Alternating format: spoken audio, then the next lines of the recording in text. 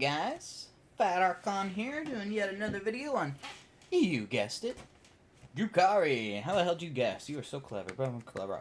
Anyways, today I'm going to be doing a video on how I run one of my favorite units for Drukhari, Reavers. And I run them a very specific way, which is what I'm going to lay out to you guys.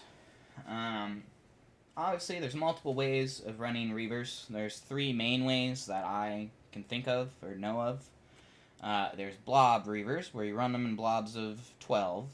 And for those, you're trying to get the eviscerating flyby stratagem. Look it up, it's really good. You're basically doing mortal wounds on rolls of 5-up versus infantry. So you're getting 4 mortal wounds on average versus infantry, which is really good.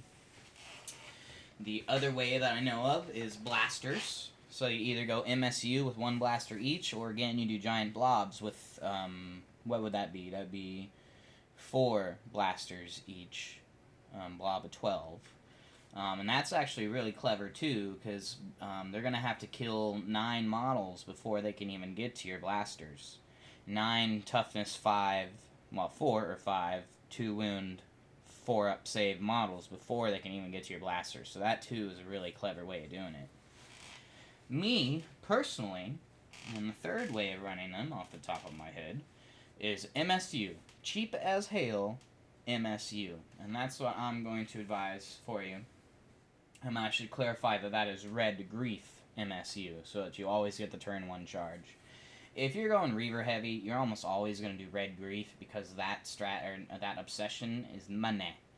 The whole being able to charge after advancing even turn 1, and you get to reroll charges, mwah, beautiful.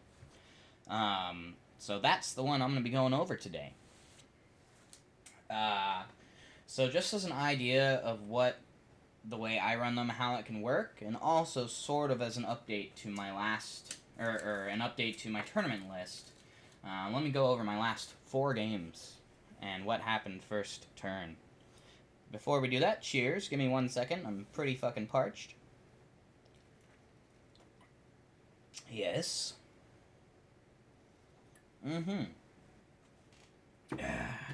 By the way, if you live in Oregon and you want to get drunk for cheap, Imperial IPA is where it's at.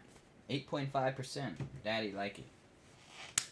So, here, let me get drunker so I get all hyped. 1 second. Oh yes. Alright, so let's get into this. So, for my last 3 or 4 games, I'm still undefeated. I'm not trying to brag, I'm sorry. I'm humble bragging. I'm going to say I'm not bragging, but I'm humble bragging. You know, love it or hate it, I don't care. Still undefeated. So I'm at least 10-0. I think it's honestly more than that, because I play 4 to 5 times a week. And I'm trying to find out what I need to change with my list, and nothing so far. My last 4 games. So game 1, I've sort of mentioned before, was versus Minotaurs, however you say that. They had 2 squads of 10 Devastators and 2 characters that they deployed in the corner. We were doing Dawn of War, I think it's called, the like short distance. And he put all 20 of his Devastators and then the 2 characters all up in the corner. And sure enough, I got to deploy right on the line when it was my turn, and I charged all those fuckers. And what was funny is this was like my first time using Reavers, and I did, and this, not my first time using Reavers. I was just an idiot that night, basically. I was like too high or something. I don't know. By the way, it's legal out here, so I tied them up, but then I totally forgot all their stats, and I pretended that they had 1 wound each, and they had a 5-up armor save. So he was literally cutting through them like they were butter, and he killed 8 of my 9 Reavers in his like counterattack. So I had 1 Reaver left, but that 1 Reaver was able to get up in the middle of all those units and tie every single one of them up for that turn. I'll admit, I had to play a stratagem. He was going to do the attack twice stratagem on his end, I believe it was, but I was able to deny it, and that let me fucking stay in there. That was money. And that was after, again, totally fucking up on the stats and treating them like they were little weak Cabalites on bikes. So don't do what I had done there. And that basically won me the game. I didn't have the 8 laser cannons and the 4 missiles and all this other crazy shit shooting at me until I was ready for it, until I was already up in his face. So that was the first one of those 4. The second one was versus, I think it was versus Eldar. And that one was a little different because he had Wraith Guard, which, if I'm not mistaken, I'm near positive that they can fall back and shoot. So that kind of sucked because I didn't know that. But he also had a medium, not the super large Wraith Knight, but he had a Wraith, I don't know, Lord or something. The kind of tall one, looks like a Ghost Heal. And that one I don't believe has that fall back and shoot, and I was able to tie that up.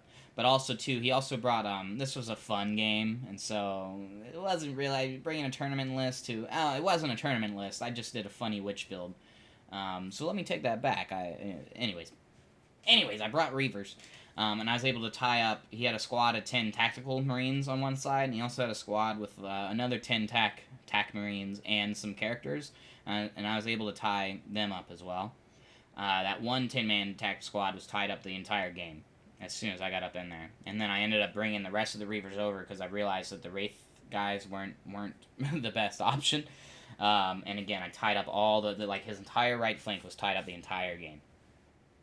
The third one was the best one. The third one was versus Admech. And for those of you out there who don't know, Admech is a kind of hard matchup for us because they bring those Onager Dune Crawlers. They bring the Icarus Array. There you go. The anti-air Onager, which is gotta be in 7th edition, and I believe in 8th edition, it is the best anti-air vehicle in the entire game. It was in 7th, and I'm pretty sure that's still the case here in 8th. And they just shred through us, dude. Because obviously, literally every vehicle we have has fly.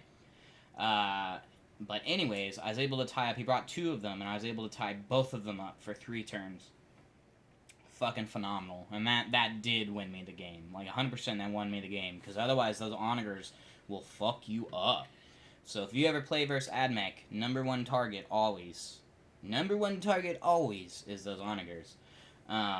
And what was silly is I even told him before the game started, and this was a more competitive one, I even told him before the game started, I said, yeah, I'm using Reavers, do you know what these do? He goes, yeah, they go really fast. I went, yeah, they go really fast, and they can advance and charge. So I even told him straight up, and he still made the mistake of front deploying his Onagers for some odd reason, because they have 40-inch range, I believe, something like that. But he brought them up really close, and it's gone. So that was a really good one, and that really is when it super clicked in my head, holy shit, okay, this is the way to do it. Because Admech kind of sucks in close combat, and he wasn't able to get rid of them. And he would fall back, and I would just catch up to it again. It was hilarious. And then my last game, the last game I played was versus Orcs. And yeah, man, I fucking love Orcs, but I feel so bad for him. And they don't really have much that they can do. But this guy did a really fun list. He did an air assault army. So almost practically every single unit of his was in a helicopter or his flyers. I don't know Orc vehicles that well. But he also brought some anti-air batteries, the Zap guns. I don't know what they're called, but he brought some crazy anti-air batteries that he put on a Sky Shield landing pad. And I knew I wanted those dead. And it was hilarious. That is one of the most fun games I've ever had in my entire life, and I've been playing off and on for a long time. I managed to get all 9 of my Reavers onto that Sky Shield landing pad and took it over turn 1. I killed his battery, killed the grots, killed the boys that were up there, and it became my Sky Shield landing pad. And it was hilarious because he kept trying to get people on there to turn it off or whatever, but they were all in air vehicles, so he wanted to drop them off. So I just spread out all the Reavers, so there's no way that he could get his flyer up on there. And it was really fun for both of us. Orc opponents, they're fun fuckers to play because they know that it's not the optimal armies or whatever. And so he was a really cool dude. Steven, if you're watching this, you're a cool guy, man. And they always have the best models. He had the coolest looking models I've ever seen.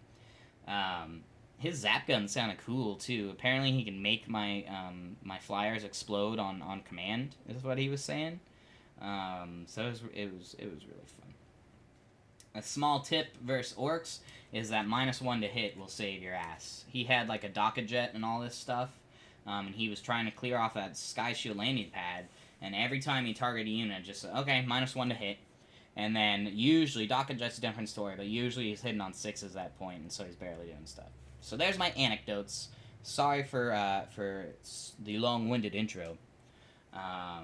But those are all Reavers. Turn 1, Reavers basically bought me all 4 of those games. Especially the AdMech and especially the Orcs. Both of those games were like... Orcs I probably still would have won no matter what. But AdMech, without that happening, it would have been a much harder battle. Something, too, to try to remember is that these are bikers. So specifically for Adeptus... specifically for Imperial Knights, if I'm not mistaken... Their whole fall back and shoot rule only applies to infantry models. And I believe these count just as bikers. And so if you're able to surround an Imperial Knight, he technically is locked in combat. Now, whether or not I suggest that you charge an Imperial Knight is a completely different story, but just bear in mind rules like that affect only infantry and not bikers. You can sort of game the system that way. It's in the rules. I don't know if you're gaming it. You're literally playing the game by the rules, but, you know. So, okay. So that's my intro. Or at least my progress on the list and why I'm playing them the way that I am running them. And why I'm going to continue to play them that way. So, make sure my camera's still going. Good. It likes to die randomly. So let's go over... just go over the Reavers and some of the good stuff about them. I guess I'll go with stats first. This is off memory. I'm sure I'm going to get some shit horribly wrong, but if I do, please let me know in the comments, and I always will update the description with any mistakes. I don't want to be putting out bad info for you guys.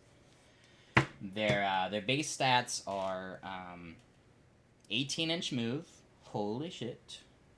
They have a weapon skill and ballistic skill of 3-ups. They come with a shitty splinter rifle and a splinter pistol, which is important. And blade veins, which are the same as on Venoms and all of our other vehicles. Strength 4, -1 AP, 1 damage. Which means that their strength doesn't really matter, which is kind of good for us. Or their base strength, excuse me. They have 2 attacks on the base models, 3 on the champion, I believe it is. And then they have a, what is it? I believe they have a 4-up armor save, which is for Drukhari, that's not damn near... like Terminator level for us. They have a strength of 3, but a toughness of 4, which is really important. Again, we're looking at like Terminator shit for Drukhari. And then, I think that's all that matters. That's their stats. And then they have a 8-inch, guaranteed 8-inch advance. When they advance, it's always 8 inches. So you have a 26-inch move, essentially. That's what you gotta remember. 26-inch, and if you put on the +2 movement drug, you got 28-inch move. That's pretty nice. So what do we glean from those stats? They're insanely fast and they're really resilient. Aside from that, they're actually pretty weak. A splinter rifle ain't shit. Splinter rifle on a unit that you're gonna be advancing, I might add, ain't shit. I barely ever get to use those rifles because I'm advancing every turn, almost. And so they never shoot. So the gunpowder, You can put a blaster or a heat lance on them, which is good to know. For my style, I'm definitely not going to suggest that, but if you do the other styles, blobs or shooty, do it. And then also, too, remember that I believe both of them, definitely blasters, but I believe both of those are assault, so then you would be able to shoot after advancing, which is handy. To be able to actually shoot some stuff is cool. The champions can equip some close combat stuff. I believe it's only a power sword or an agonizer. So if you're going to do that, I would do agonizer. You got the blade veins. A strength 3 fucking power sword is shit. I pretend it doesn't exist. However, an Agonizer with -2 AP and wounding on 4s against any sort of non-vehicle is pretty good. And then they can also bring the Cluster Caltrops, which is any enemy unit that falls back within 1 inch of a model that has Cluster Caltrops takes a mortal wound on a 4-up.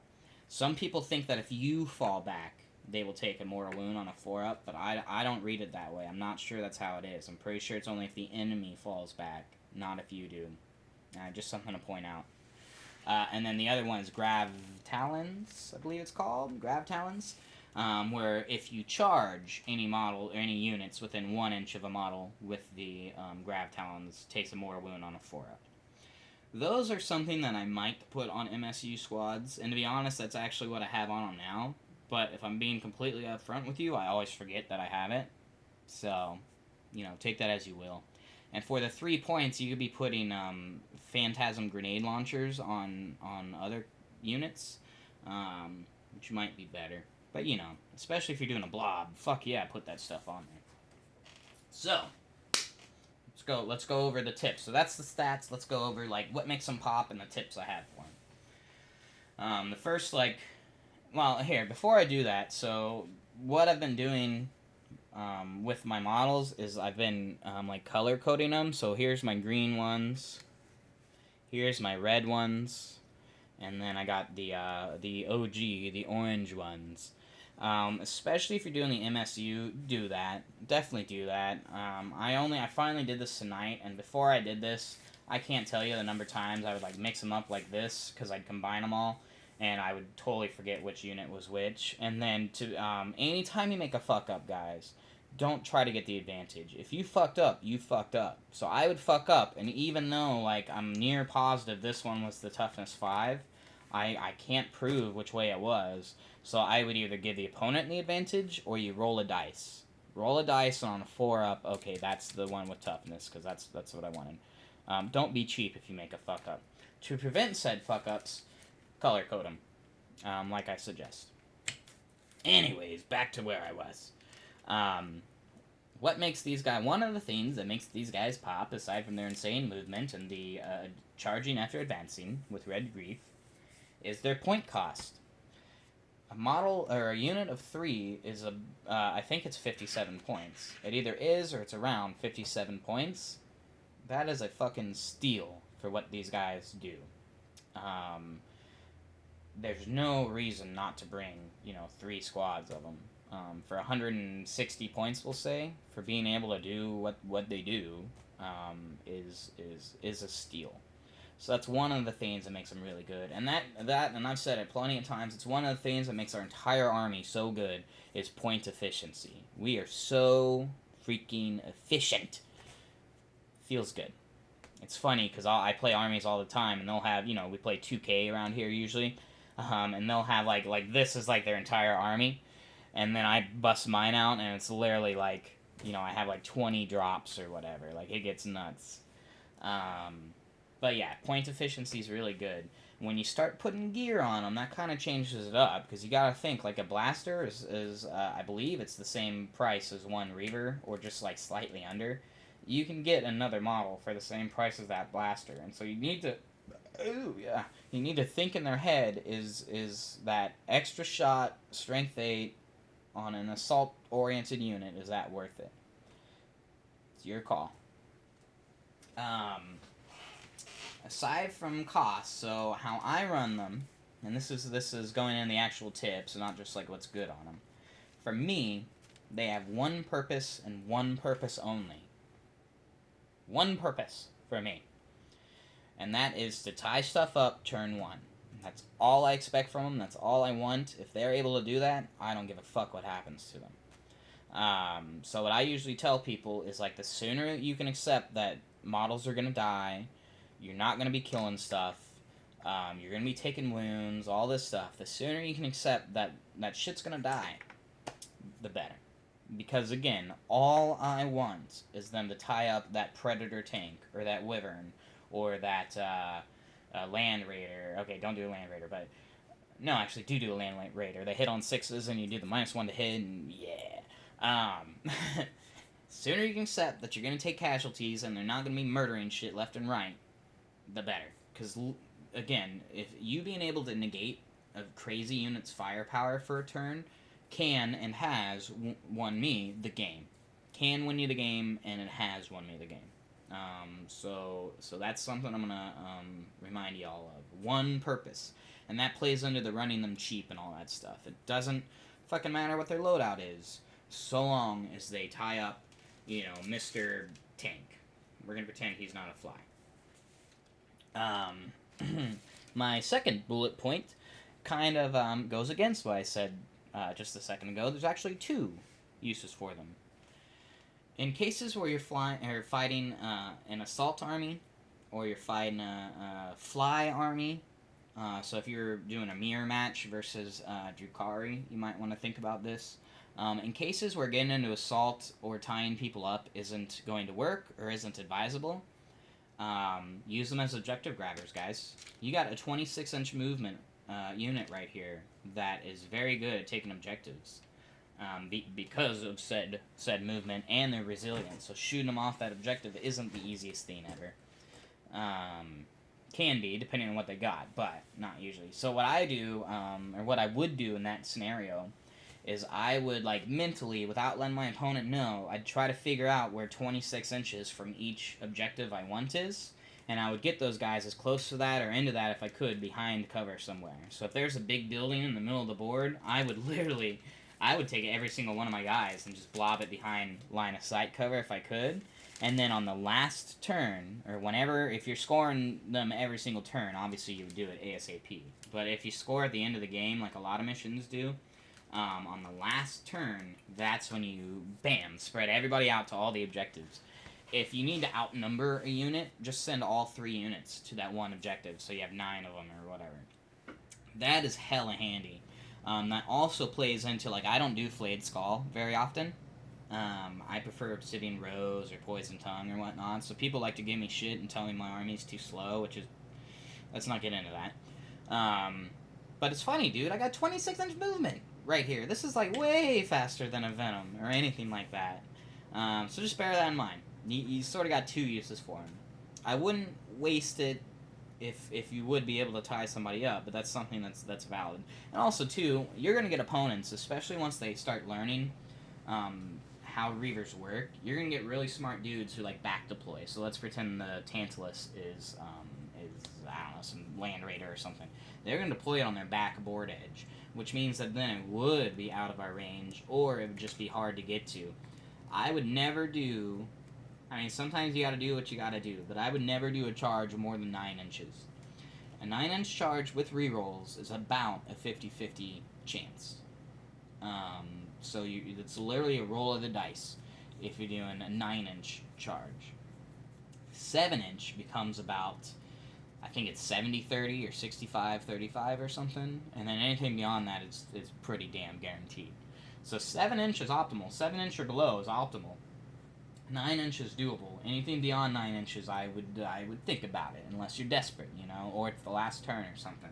So basically what I'm getting at is if they're back deployed and you're not be able to get to them, just get to the middle of the field, and then next turn, then do your crazy shit.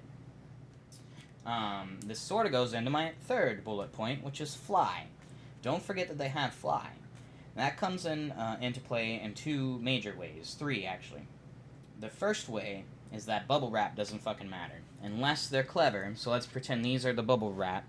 Okay, you can't really see it, but, here's your unit. Unless they're smart and they do their bubble wrap, like, right up in front of it, you can just fly right over the top of them. So if this was like an enemy infantry trying to stop you, and the vehicle's back here, just declare your charge against the vehicle, completely ignore this unit, and just, over the top. The second thing that having fly plays into is terrain. So how I just said a moment ago, maybe just get them to the middle of the board and just keep them there until turn 2, and then do your advance and charge. If it's a big old building, you basically ignore it. You're not losing any movement whatsoever to hide behind that building on your next turn when you need to move through it. You're not losing any movement at all. Oh shit, I just broke it. No! I guess that gives me something to do. Anyways, where was I? You treat the terrain as though it's not there, you just go right through it. And then the third thing, that's right, the third thing, I've gone over this in other videos, but the FAQ clarified that flying units are treated as, like, infinitely up in the air, which I think is kind of silly, in a sense, but whatever. So, like my box back there, you can't see the top. There's a bunch of infantry on top. If I was to get this guy right here, you would think that that would be like a, I don't know, that'd be a really long charge. That'd be probably out of range. That'd be like a 16 or 18-inch charge, I would assume. Nope. He's assumed to be up in the air. So actually, this becomes like an 8-inch charge, because I'm just, you can't see it, but he's basically just moving like that.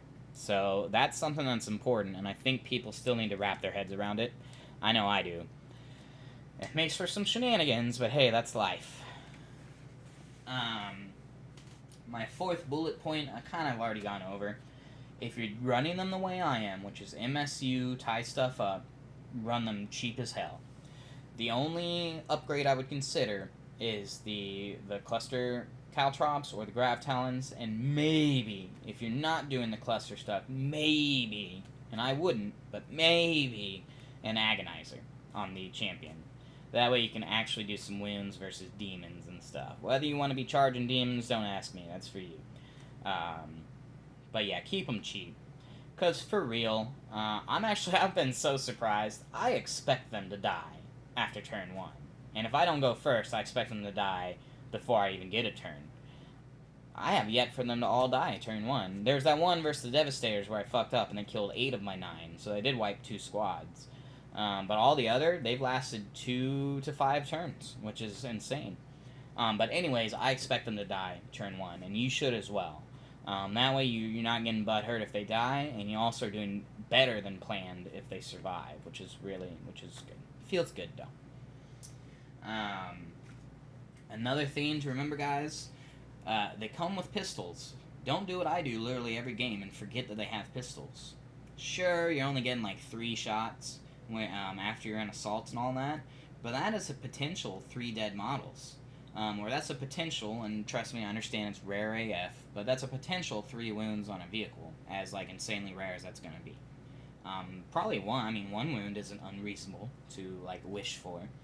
But yeah, remember the pistols. I literally have written a note that I've stuck on like my carrying case that says pistols, so that I fucking remember. So try to bear that in mind. I forget it every single time, but it's handy to know. As for their other firepower, like, I'm not trying to talk shit about Reavers because they're so good, but their firepower is garbage. Unless you're putting blasters on them or whatever, I'm advancing every turn. I don't get to shoot the rapid-fire splinter cannons, or excuse me, splinter rifles. So I kind of think the rifles, they're almost dumb. They're nice to have, but they're almost dumb. Like, they're not going to do much. Especially, yeah, I guess you can fall back and shoot because you have fly, but I don't like doing that because then I can't charge again. Unless you wipe a unit, but anyways. So remember pistols. My next bullet point is, so I run them in MSU. I have the 3 squads here. Let's replace the guy I just broke. You got 3 squads of 3, right? That's really weak. You're not going to be able to, like, wipe a unit with that. Well, what about if you treat them as though they're 1 squad? Bam. Now I got a squad of 9. So just remember that when needed, you can combine all together, and now I have, 9 plus, I don't know, I'm horrible at math. You got like 20 attacks coming out, which isn't bad. It's 20 strength 4 attacks or so, which isn't, I've seen worse. And that's a good trick to use with any MSU, because come on, let's be honest with ourselves. We're Drukhari. We almost always do MSU, and for those of you who don't know, MSU means multiple small units, and it's a clever way to add to resiliency, because they can't wipe an entire unit with one other unit aiming everything at it, or their whole army just aiming at one squad. They can't do it.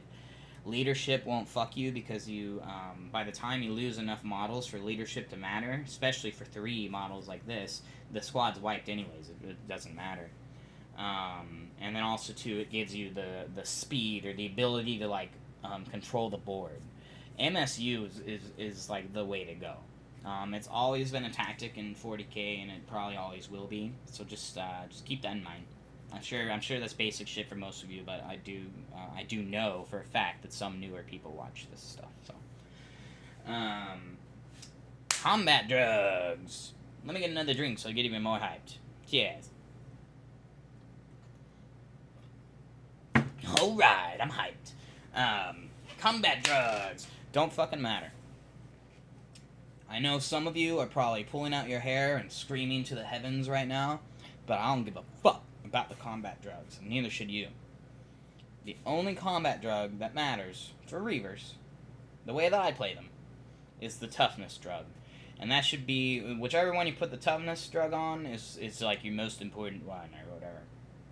Aside from that, again, I literally don't give a fuck about combat drugs. Because again, guys, they have one purpose and one purpose only, and that is to tie stuff up. For me, that's all that I want. I want them to tie stuff up. I don't care how many wounds they do. I don't care how many wounds they take. None of that. I just want to tie stuff up. Let me make that clear to you. So you would think that the +2 movement might be good to put on them, right? And it is. What am I saying? I mean, you turn your 26 into a 28. But that is one thing to bear in mind. You're only gaining 2 inches on somebody that already moves crazy far. Every inch matters. That's what she said. But I prefer to put the +2 movement on my succubus. If you're doing Red Grief, a 10-inch move succubus who gets her advance of up to 6 inches and a reroll charge, what is that? So we got 16-inch plus 12. That's 28-inch threat range. That's oh my god. So yeah, that's what I prefer to do. Movement on the succubus, and then, because I have drugs, and there's no reason to just ignore them, even though I forget them all the fucking time, I do +1 toughness, +1 whipping skill, +1 attack. Because those are like the 3 best for the Reavers. Now, if you had other witches in your army, you had like foot witches and all this stuff, I would buff them first. I would give them the plus attack, plus strength, plus whipping skill, and then I would literally give them like the plus leadership. What are the other ones? Now, I'd give these guys basically be the last ones to get anything. That's how I look at it. That said, +2 movement is pretty good. +1 toughness. If you were able to give all of them +1 toughness, or let's say you only had one squab, every time you're gonna give them the toughness. Because T5 on a Drukhari unit is literally, it's a Terminator. It's like, yeah, it's a Terminator for us. But again, combat drugs don't really matter. They only slightly matter, especially for the toughness, but the other ones, yeah. It's nice to have, but not essential. And so, I forget all the time what I give them. And that's part of the reason I'm color coding, is so I do remember. So now when I write my combat drugs out, I'm going to say green, toughness, red, attack, orange, whipping skill. Never give them strength, because they have the blade veins, so strength doesn't matter, guys. That's my personal opinion. I'm sure you guys might disagree. And of course, what am I saying? I'm being a dumbass, because of course an extra attack is going to help, and of course hitting on 2s is going to help. It's just it's not the end of the world if they don't get buffed really well. Okay?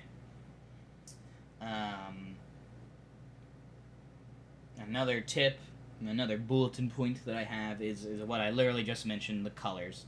Give them color-coded stuff. Even if you're running a blob of 12, then you would just call that squad, you'd call it red, green, orange, or whatever. Squad 1, red, green, orange. That sort of stuff. It's not just for you to remember stuff, it's also for your opponent, and more importantly, the tournament organizer. They're going to give you some shit if your guys aren't easily differentiated. So hella do that. Another trick I learned, and this is what I'm going to do at tournaments, or what I do at tournaments, is colored rubber bands. So I'm not going to do it for these guys because they are going to be color-coded, but I have models. I like the mono color. If you haven't noticed, like all of my guys are this bronzy, rested orange or whatever. I like my army matching, call me crazy. So I just put colored bands on them, or if they have real bases like infantry, you can do a colored band around you can color that, the rim. So there's some tips for y'all that are going to tournaments where that shit matters. ITC says it is not acceptable to have an army that is all the same color or whatever if they use different chapter tactics. Okay. Falling back. or excuse me, not falling back, but units that fall back. Don't use them against guys that can fall back and shoot. Excuse me. Don't use them against units that can fall back and shoot, or at least try to avoid it like it's the plague. So obviously that means any fly unit, and especially fly units, because the problem with the fly unit is that even if you surround it, it's still going to be able to fall back and shoot. Now, if it's some sort of tricky unit that gets all of its advantages on the charge, then sure. That's actually, then yeah, still charge it, because then it's going to have to fall back, and then it can't charge itself. So that is one thing to bear in mind. But why I'm even mostly saying this tip is, let's see a big scary fucking looking unit, and you don't know much about it, and it doesn't have fly, but you know that it like shreds shit to death. Always ask your opponent, after you deploy all the stuff, so he doesn't know what like your strategy is, but always ask him, hey, can that unit fall back and shoot or anything like that? And obviously they have to tell you, unless they're a major asshole, then you would never play them again. But they have to tell you if it can. And if it can, if it doesn't have fly, you can still charge it. The thing is just make sure, sort of like I said with the flyer, just make sure that you surround it. So if that's the case, so let's pretend that this was like a, I don't know, crazy dreadnought that can fall back and shoot, and you were able to charge it. And let's pretend each one of these models is a squad, okay? So I got all of them within like a 3 or 4 inch charge. Say you roll the first one and you got a 4. Oh, sweet, you're right in there, right? Don't do that. Try to get as far as you can, even if you got as much as you need. So in that case, I got a 4, and only with small distance. You know, don't risk your charge over getting a little bit more. But let's say I got the 4 or even a 5, so it's like decent. I can get to the side like that. No, I'd re-roll it and hope that I get like a 10. That way I go to the other side. Second unit, same thing. He rolls like a 6. I'm like almost guaranteed to get the 3 inch charge. I would consider re-rolling it, and that way he can go the other side. And then, once you've got it basically surrounded, then you can just take the wussy-pussy one. Okay? Here's some Assault Strategy 101 for you newer guys out there. Never go into base to base, and let's go over why. So, enemy right here. Sorry for you guys that know what I'm going to say, but again, I want to help the new people out there, and I know they exist. Never go into base to base, reason being, if, so I charge him, well, let's say I do go into base to base. I charge him and I'm into base to base. It's time for me to pile in. I can't get any closer. I'm in base to base, so he's stuck right there. I do some work, but don't manage to kill it. Now it's time to consolidate. I don't move at all because I'm right there. However, if you do it the correct way, and here, let's make this more accurate. There you go. You got a unit like this. That even better is protecting a unit like that, okay? This is like a real deal Evander Holyfield right here, okay? I'm going to charge. I barely get it in. I make like my 4 inch charge after reroll and all that. I go 0.9 inches away. I finish all my charge moves. It's time to activate. You can pile in 3 inches towards the nearest model. Or, excuse me, so long as you end up closer to the nearest model, which is important. So I'm 0.9 inches. I do my pile in. Oops. I'm going to end up closer to this unit, but I ended up closer to this one. And I hope I'm making sense. I ended up closer to the original model I was with, but now I'm also even closer to this guy, so that when it's time for me to consolidate, and I sort of fucked this up, but here, that guy at the end didn't matter, and this guy's a little bit closer. When it's time to consolidate, I'm going to do the exact same thing. I'm going to move around 3 inches. I'm a tidbit closer. I'm like 0.6 inches away now. But now I'm within an inch of this vehicle that I wanted to tie up. And now he's tied up as well. So I hope that all made sense. And if you need more info, just YouTube like 40K assault tips or something like that. And I guarantee you'll find it. But never do base to base. Even after all these moves I've done, never end in base to base. You literally just need to be like a millimeter closer. And everybody understands it. You don't, like, literally have to... I mean, like, yes, you're going to play the win-at-all-costs guy. And in a tournament, they're probably going to bust out their micrometer and all this shit. But people understand what you're doing, so don't worry about literally being, you know, the 0.1 millimeter closer. They understand it. Just don't do base-to-base or they're going to call you out on it, like I would and have been called out on for before. Let's see. But to go back to the original point is, if it's a big scary unit, make sure it can't fall back and shoot, because that's going to bite you in the ass, okay? And if it can, remember just to surround it. And then, like I just showed you, remember your shenanigans, your pile in and consolidate shenanigans. In a perfect play, or a perfect world, that's 6 inches extra you're going to move every single time.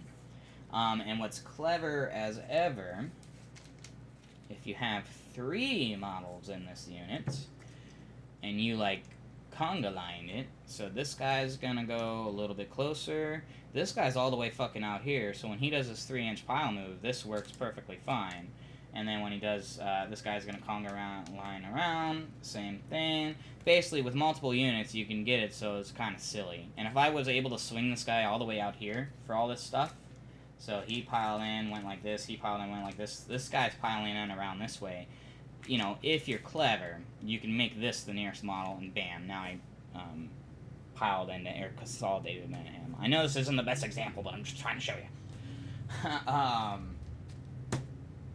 I think that's all. I think that's all I really wanted to go over. So as a quick recap, because I actually wrote out the bullet points because I'm a cheater. They're really fucking cheap, and keep them cheap. They have that one purpose, which is to tie units up. That's all I care about, and that's all you should care about if you're going to use this tactic. Their secondary purpose, I lied, they don't have just one purpose. Their secondary is to cap objectives with that crazy movement, and again, I would save that until the last turn, if possible, unless you score them every turn, then do it right away. And remember that you can hide them in a little corner in the middle of the field behind some cover where they're out of line of sight, and then use them when you need them. Don't forget the fly characteristic and the fact that height doesn't matter, and that bubble wrap doesn't necessarily matter. Bubble wrap is easier to get around. Don't forget the pistols ever, even though it's not like, it's only 3 shots, but still, 3 shots is 3 shots, and you'll get some crazy rolls one of these days where it's gonna, like, win you the game or something. Remember the pseudo blob if you need it. If there's an important model that you do need to kill, a character is a perfect example, a lieutenant or a captain or something like that. Blob all of your guys up on them and then do it that way. Combat drugs, aside from toughness, it's really up to you. I don't think it's that important. Colors, color code all your stuff, and remember the fallback stuff. My last and my biggest tip is practice. Practice, practice, practice, practice, practice. Maybe I'm giving you bad advice. Maybe your local meta, everybody runs assault armies, so doing MSU blobs, or excuse me, MSU squads is going to fuck you in the butt. If that's the case, the only way to find out is to practice and try it for yourself. And this applies to every single video and every single tip I give you, is practice it, mold it for yourself, and make it better. By the way, when you do make it better, please let me know, because I love learning new tips and tricks, and maybe I'll even make a video on it, okay? But yeah, that's it, guys. I'm gonna get a lot drunker. I'm gonna fix the model I just broke and paint up some little Reavy boys. As always, I appreciate you guys all watching. I really hope that this taught you guys something, or gave you some ideas at least. If you have any suggestions or comments or any questions, by all means, leave a comment below. I usually put my email address in the description, so if you need some more like one-on-one advice, by all means shoot me an email. Actually, a fair amount of you have done that, and I'm always happy to help out. Most of you want list advice, and I'm going to be honest with you, like, I'm usually going to tell you like a very similar list, unless you tell me what models you have. So tell me what fucking models you have, and I'll do my best to tailor for you. I'll be honest, doing lists takes a while, and I get really sleepy or drunk sometimes, and I don't really have time to do it, but I will do my best to eventually get back to you. Just don't expect same-day response. I'm pretty sure every person that emailed me I've responded to at some point, but just bear that in mind. But alright guys, you know, good luck out there. I really appreciate that some of you have been watching this stuff. It means a lot to me, okay? I hope your painting's coming along. I bet your model looks fly. So keep it up. And until next time, guys. This is Fat Archon. See y'all on the flip side. Peace.